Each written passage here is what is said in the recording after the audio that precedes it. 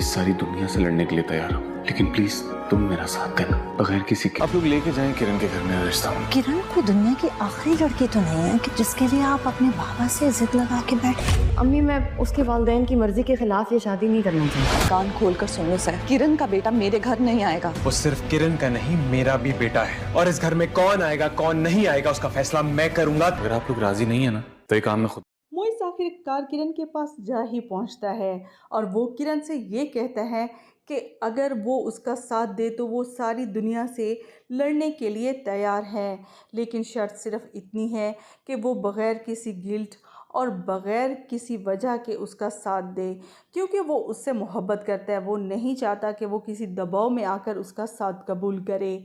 वो किरण के बेटे को भी अपनाने का इजहार कर ही देता है। किरण को और क्या चाहिए होता है, वो तो इसी इंतज़ार में होती है कि कब मोइज़ उससे अपनी मोहब्बत का इजहार करे और वो उसका साथ कबूल करे। इसीलिए वो उसका साथ देने के लिए रज़ामंद हो जाती है।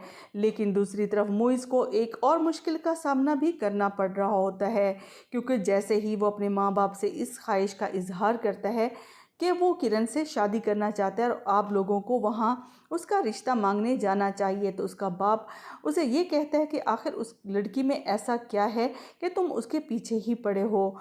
तो वो इसे यही कहेगा कि वो मेरी मोहब्बत है और मैं उसके अलावा किसी और लड़की के बारे में सोच भी नहीं सकता।